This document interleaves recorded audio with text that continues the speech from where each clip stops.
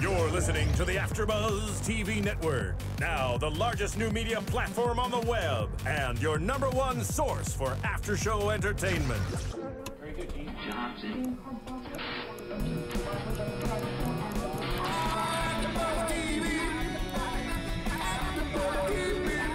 From the AFTERBUZZ Studios in Los Angeles, California, presented by Maria Menounos and streaming live thanks to Akamai Technologies, this is AFTERBUZZ TV's $1 Million Listing After Show. We'll break down tonight's episode and get you all the latest news and gossip. And now, another post-game wrap-up show for your favorite TV show. It's AFTERBUZZ TV's $1 Million Listing After Show.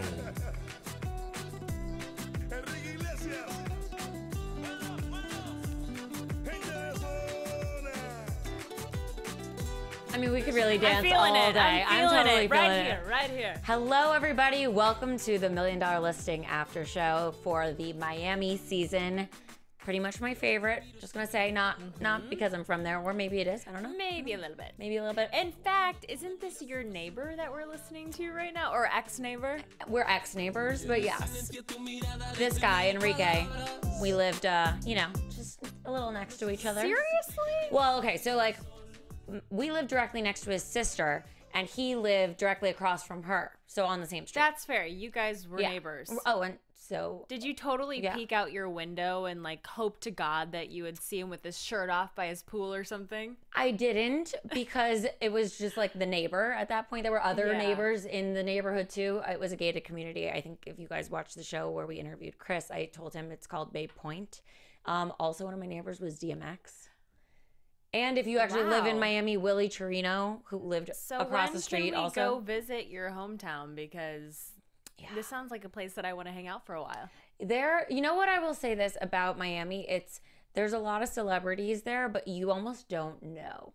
Because they're just living. Like it's not as obvious as LA. Really? Yeah. That's kind of cool. Because their industry isn't necessarily there, or that's one of their houses. That's where they go to actually live and relax and be themselves versus be flashy and in the spotlight. No, they're flashy, but everybody's flashy. They're flashy, but in like a down-to-earth living way. More common way. Okay, that makes sense. I'm glad that we cleared that up. They're unique, just like everybody else. Yes. But also, we have something to say. Happy birthday to you. Oh, thank you. I was like, oh my gosh, well, what do we have to say? I forgot it. Yes. Thank you. You are welcome.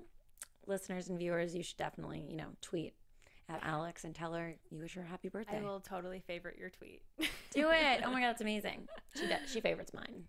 So anyway. All the time. So what'd you think about the episode tonight? I thought tonight's episode was amazing. It's called Three's a Crowd. And obviously we find out in the very top of the show why that is. It's because the three of our castmates are up for the same job, which is a building called Marina Palms in Aventura. And it's a pre-construction building. So it's a big deal. Which is hot. It's hot. And like to get those sold without having anything more than one model or two to show, it's a big deal. So they're like really being choosy about who they hire to do this job. Yeah, I really liked seeing them have to compete because, they're always kind of indirectly competitors, but they were literally competitors in this situation. And I like seeing them interact because they have a fun little banter. I mean, like between Chad and Sam, you could, Chad was like, there's no way she stands a chance. And then Sam was very confident. Turns out she shouldn't have been as confident. But then with Chris and Chad too, it's just fun seeing them interact together. And have to like, not defend themselves, but sell themselves. Because normally we see people they already know that they've been hired to represent. But this time they really had to like put it all out there and And I was really impressed. They were very articulate about saying what their strength was. Obviously Chad, he's the top broker with his company, but then Chris has broken a record with the top, penthouse in that area. And then Sam, she brings something different to the table because she's got that hospitality background and she's a boutique, agency. So she gets a little bit more one-on-one, but it went to the boys. I really felt bad for her. I felt bad too. It makes sense why they picked the two of them. It does. They're both amazing real estate brokers. and they work under the same brand, so it's an easy fit, because if you're going to co-list something, then it makes sense to be from the same company. Yeah, and not to knock Sam, but she has not had that listing yet to really prove herself the way that the guys have. So it's really nothing against her. It's just obviously when there's so much money up for grabs, you know, it's like you have to have the person with the proven record. It's true. I mean, and really, you know, Chris has broken records, and Chad is number 2 at Douglas Elliman. So these guys, their reputations speak for themselves. So anyway, let's dive right in. So the guys get this listing, and now they have to work together, and they're asked, like, upon, you know, being told that they got the listing, like, would you do this together? And they're like, yes. So they take it, and their whole negotiation strategy is that we'll do this one, but we want them all. Yeah, which was really smart. And it was funny seeing them right away. We saw that little bit of competition still, even though they're working together. Yeah. It's like, who gets to say more? Who gets to make the big pitch? Who do you think made a better pitch? Talking over each other. I think Chris. And it's not, I can't even really remember what technique he used that worked more. But I just think in general, that's one of his assets, is that he's very articulate and very persuasive. How about you? I think for me, what I appreciate about Chris's tactic was that, or just the way he does business in general, is he's very calm. He doesn't like oversell. He's not arrogant. He's confident. Whereas I think Chad comes across arrogant. He does. And he's almost too much. Like, I almost want to be like, stop, like calm. Like, you're already in the meeting. You basically got it. Like, don't push it. That's a good point, even down to what he wears, like the full suit with the tie, and where Chris, you know, has the buttons down, and they right away even got into that. He's like, this is my look. Chris was like, this is my look, accept it. And then, of course, he wanted to meet at the spa and relax and chill out a little bit, but Chad was so tense, like, this is your idea of a meeting. So we saw almost a different side of Chad today, where he was a little bit more wired. You know, I think it was also interesting seeing them opposite each other, because it did make the differences stand out. But of course, you know, they're essentially 2 peas in a pod, because they work hard, and that's what they said. So they get these. They thought they were getting the top floor, which was all the penthouses, but there's actually 2 floors of penthouses. Yeah. There's the second floor, or the lower floor of penthouses, and the upper floor. So in total, that's 16 penthouses. And the seller estimated that was a total of $21 million. Yeah. That's crazy, and so much pressure on one building, but I think they're going to do it. We'll save that for predictions. I think so too, but I mean, they could potentially make over $600,000 in commission. I feel like they need each other. I don't think you could do that by yourself. I think it was very smart that there are co-listers. I agree. I mean, maybe for one listing that would have been like, you don't need 2 people for one listing that's in a building, you know, and like that's what it originally was. Well, but they always had another agenda, at least. Right. At least. Well, on their end, there might be a little movie magic here. We don't know. I think so. We still love it. Not to say we don't love it. We still love it. But it seemed, you know. There were some times where we're like, really? All 3 of them went for this, and then they strategically picked the 2 guys. Wait, and my friend that I went to college with was in there too. That's crazy. The gentleman in the blue suit, Reed, was waiting in the lobby or the waiting room with Sam. And I'm like, wait. Yeah, forget Sam. We feel bad for Reed. Reed, who works for SBI Realty. I checked on Facebook. I was like, wait, is he an extra, or is he really like working in real estate? And he is. Well, he's for real. Congrats to Reed for, you know, going out for these big jobs too. Maybe you should have got it. Maybe you should be on the show, actually. He's really hot. I know. Maybe we can hook it up. Yeah. Hey. Thoughts. So, you know, if you do casting and you want to call us, we'll talk to you. All right. So they're having this open house. So they're planning it, like you said, at the spa, which, by the way, call us. We'll go to the spa with you, Chris. Seriously. We'll talk real estate. Yeah, while they're apparently naked in the Turkish bath. That was so funny. I love him because he just does whatever he wants. He doesn't care. He's like, this is me. Take it or leave it. Yeah. So he's in the the jacuzzi, hot tub. Jacuzzi. And he's naked because it's a naked spa. Like, you can do that there. It makes sense. There are those. But Chad is like getting in with his bathing suit, and Chris says, well, maybe I should, not be naked when you get in here. Then I'll put on my bathing suit. And he's like, But then he flashes him his goods Right. as he's getting out to get his swimsuit. and even though it was blurred, you have a white butt, Chris. You do. It's pretty light. I'm sure it's great though. And then they go into that scene where they're supposed to what even was that stuff? Well, they that called he it a put on couples his massage, face? first of all, or a couples experience. I think that was a mud mask. Okay. I don't know He for got sure. a little bit too much mud in the face. Yeah, because he was like, I'll show you mud. Yeah. The whole thing was hilarious. it I was loved hilarious. Because they are so drastically different. Yeah. I mean, Chris, obviously, he's gay. Chad's so masculine. Right. Like, the dichotomy is awesome. One's relaxed, one is super tense. Right. So they decide on this open house. Mm-hmm. They're going to not just invite brokers, they're inviting buyers too. They're like, invite everybody. They meet Yeah. with Chad's team. By the way, there's a lot of people on that team. Yeah, we didn't realize that. No, He's I didn't. got a social media person. Yeah, the director. Like, I don't understand who pays these people, but probably Douglas Elliman. Yeah.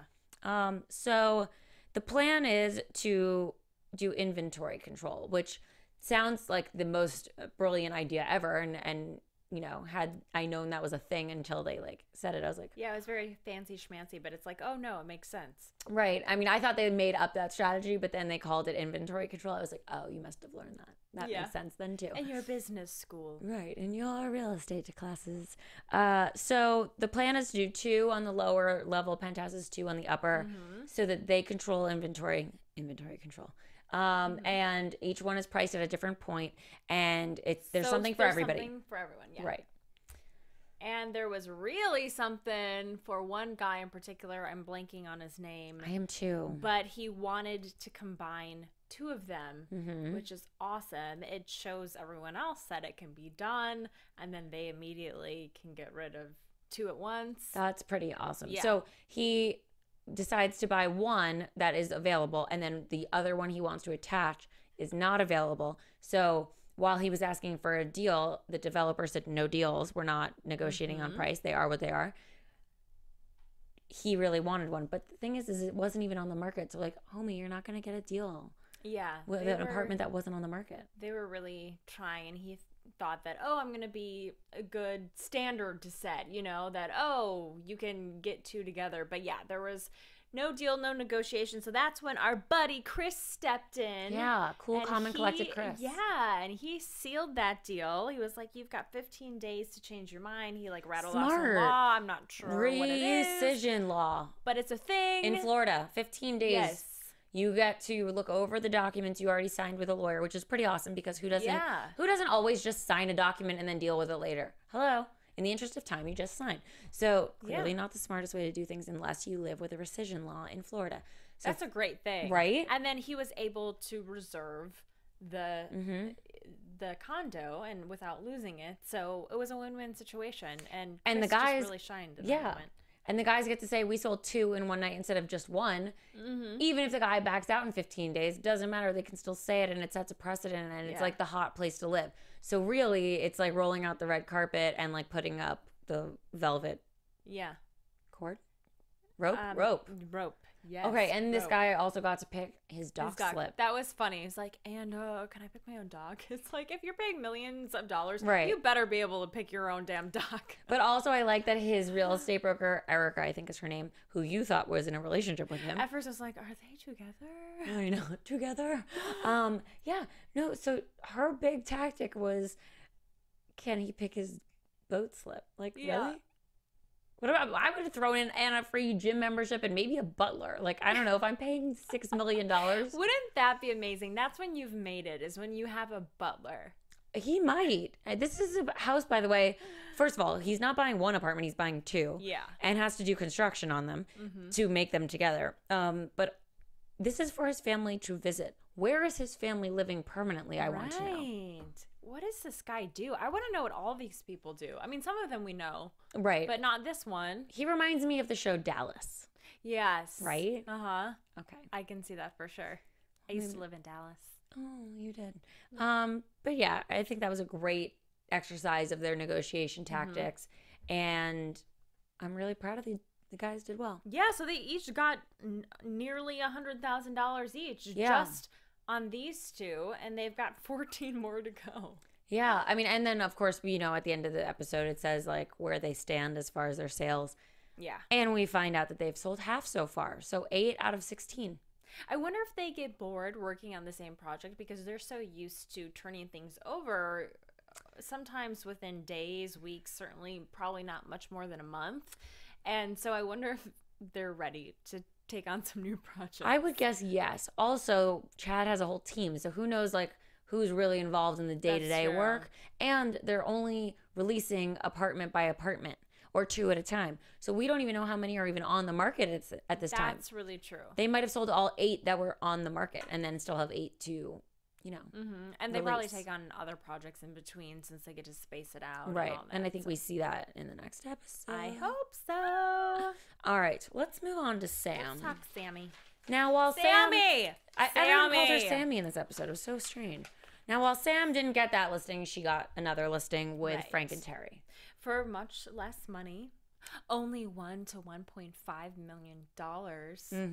But at least she doesn't have to share the commission. Yes. She's got a lower price range, but again, she owns her own business. She's a rock star. We love her. Yep, we do. So she is showing Frank and Terry single family homes. They're moving from their condo in Miami to Fort Lauderdale. Frank has a boat that he's really, really into. Loves it like it seems like a child or another member of like his family. I don't know. He's made it clear that they are buying a house for his boat. Right. And piano. And right. And he has a piano. I forgot about that part. Yes. So Sam, you know, has a lot of work cut out for her because Frank is not that nice. He's really negative. He's like, why should I go with you instead of a larger firm? He's a little Sicilian mafia-esque, as she said. Yeah. Little scary and hard to please. So she definitely had to work her butt off, but she did a good job. And it all started with a yacht and champagne. Genius. That's a great way to start it off. Because Frank is so obsessed with finding a house for his boat, not a boat for his house, he, you know, put the pressure on. And so she thought, well, if your boat has to fit in a house, I'm going to show you. I'm going to show you that this boat fits. Because she chartered a boat Very that was the similar same size, called ahead, made sure that all of the docks would be able to fit this boat. We see except for one. Yes. But that's not bad. He still, of course, was super negative about it. He was like, you're batting 500 or some technical thing I don't understand. Yeah, something about half. Yeah. Yeah. Because at That's that what point, that they'd seen means. 2. Yeah. So they go looking at houses. The first one is a townhouse. And while they wanted a single family home, a townhouse is a single family home, technically, I think. But Except for you don't have to do as much yard work. right. And it's not your sole responsibility. Right. You're not like a freestanding island. Help. And I mean, they're getting a little bit older. They're probably at that retirement age. And why? I don't know. I wouldn't want to be mowing my lawn when I'm No. in my 60s. I'm guessing their age. Yeah. I don't know. So, and townhouses are, you know, a big thing in Florida. So, I mean, my parents moved to one too. It's what you do. Put the boat behind, move to a townhouse. There you go. Then you don't have to mow your lawn. You pay some maintenance fees. People do all this stuff for you. Yeah, and it's only 1.289, which is at the lower end of Yes. the budget, and they're already getting everything they want because they've got a place for the piano and a place for the boat. And she focused on that when she showed it to them. Yeah. She's like, oh, it'll go right over there. And Frank, with his poker face, you know, was like, oh, it could. She had no idea what he was feeling about the place whatsoever. Yeah, this is my Frank face. Wait, Grumpy old man. Totally. And I love that his wife, Terry, makes fun of him. Yeah. Wait, we She's have great. to talk about how he measures rooms. Hilarious. Hilarious. Sicilian measurement, something Sicilian, and he just takes big steps. And like by way of the steps, he knows exactly the size of the room. And he was like 19 by blah, blah, blah. Test me. Like, I love he's his so confidence. confident. Yeah. Gotta meet this guy. He seems like a good dude. A little scary, but an interesting character. Yeah, you wouldn't want to get on his bad side. No, what I like that Sam was pretty confident too. So anyway, they go to house 2. House 2, the boat couldn't fit. No. The boat actually gets scratched by some of the concrete. Yeah. Ugh. Yeah. House 3 is just a no because the deck. Too small, I think. Wait, what was the issue with 3? The wooden deck. They didn't like that. Yeah. I think it was. And then I don't know. 4. was an okay single family home. Maybe that was the one with the wood deck. Right. 3 was something else. But the other ones just all had something wrong with it. Right. It felt a little bit like House Hunters. Mm-hmm. It was like kind of fun to watch that, where they were showing, you know, a bunch of different houses and comparing them. So they end up going with one, and house 1, and they make an offer of 1.1 million. Mm-hmm. So Sam goes to the real estate office on Las Olas. That's where that was. Mm-hmm. Weird name. Las Olas? No. I was like, what's That is also weird because it's in Spanish. But the name of the real estate office that she went to. Oh. Do you remember? It was, I think it was something German or Swedish. I don't know. Oh, Somebody yeah. Well, the tell us. guy, I mean, the realtor had What was an his accent. name? Not Hans. I wanted to be He Hans. was funny. Giancarlo. Every time Did I make that that he would shut her down, he made it a little extra sweet because he had an accent. Right? Like, no, not right now. I loved it. Come back later. Well, and she wouldn't because she wanted an answer. I wonder if that is because she works for herself, that she's so anxious and A little needs hungrier? to know. Yeah. Mm-hmm. Maybe a little too eager. I don't know. Does it seem desperate or hungry? Hardworking. I mean, Determined? it did. I feel like she should have waited at a Starbucks nearby or something. You know what I Right. mean? Like, not shown all of her cards. Right. I agree with that. But I don't think it's bad that she was waiting on it. But yeah, I don't know that she should have shown him. But it worked out because, yeah, originally said no on 1.1, but then she talked to Frank and they said 1.2 is fine. And after all that waiting, patience paid off. It did, and she got the deal. So good for Sam. Good job, girl. Woo! Woo woo! But she does touch in this episode on the fact that she might need to work for a bigger agency. She implied that because that's why she's thinking she didn't get the co-listing Right. with Chris and Chad. And I think we both agree. I mean, she's not getting those big listings that Right. you're probably only going to go with a bigger company for. Right. And so she doesn't have that track record. Yeah, so it seems like she might go, you know, work at Sotheby's. What would you do if you were her? Would you go work at a bigger company or just stay with your boutique agency? I think I would go with the bigger company for a little while, get those records under my belt, make contacts, you know, have somebody else foot the bill too for all the marketing. Yeah. And I mean, she's young, and then she could go back, she could keep her company. But then it kind of looks bad. I feel like that would be the logical way to start, but she already decided she's going to start with the company. So then what, you ditch your company Well, you keep it. It's just, you know. on the back burner? Right. Like, you don't have to close it. It just stays open. And nobody really knows, you know, what you're doing or not doing. And then you're working at Sotheby's. And hopefully there you're not, you know, calling the same clients and telling them that you basically jumped ship on your own business. Yeah, because different price ranges Right. for your clients. Right. So we are predicting. We are. Should we go into predictions? I think we should. And now, your AfterBuzz TV predictions. Would you like to start? Sure. Okay, so Sam, I think you're right. I think she's gonna go with the bigger company, and I think she's gonna kick some booty, Me and she's too. gonna get a really big listing. And we're gonna be so impressed by her, and she's gonna just go to a whole another level. I agree. I'm going to piggyback on that prediction and say that that is true. And I would guess that she also has a run-in with Chris and Chad, and then she's the big dog in the room. Ooh, You know? you should be a producer. You heard it here first, guys. Alex thinks I should, so that means I should. And it is so. Okay, what do you think for Chris and Chad? What's in their future? I think that they might go back to a little rivalry because, you know, we sort of saw that They're gonna butt heads a that little. Chris was also doing his own thing. He had a different like client at that in that preview that we saw where he was wearing that purple shirt that was super fab. And I think that Chad is gonna, you know, buy his lady a ring. They are teasing the heck out of this thing. I wonder if that's the finale. When are they just gonna do it? Probably the finale. That would be good for the finale. Would make sense. And I think we have some peeps that are coming to talk to us. Yes. Well, not coming, but they're going to call in. August 13th is the finale, and I think that's when we maybe have both. Oh. We're figuring it out, but you're Scheduling. going to have some special guests. special guests in the house or on the phone. I will actually not be in the house. I will be out for the next 2 weeks. But so basically, I'm just going to be on the phone the entire time. So watch me talk on the phone. No, we're going to make it fun. And we'll probably have somebody in your chair. The ghost of Jen will be here. Yes. Whomever that ghost is. It'll be a good time. It will be a good time. Scoop, inside scoop. Yeah.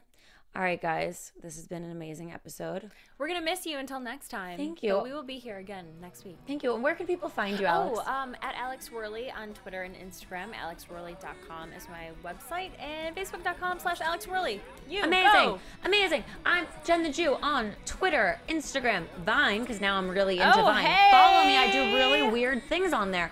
Facebook, Jenifer Golden. My website, JeniferGolden.com. Don't forget Jenifer, 1N. I'm really intrigued now. Right? I'm going to go follow you on Vine. Weird things. All right. See you next week. Bye, guys. Bye. I won't see you next week.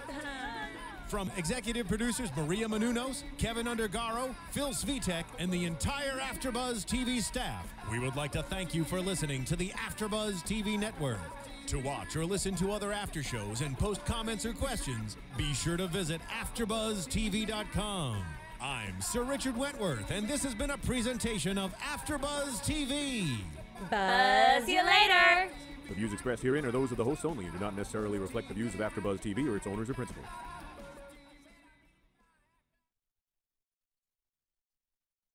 Thank you for watching AfterBuzz TV on YouTube. For more of your favorite after shows and interviews, subscribe to our channel here, and be sure to share your opinion on the episode in the comment section below here. We'd love to see what you guys are buzzing about. Thanks again. Buzz you later.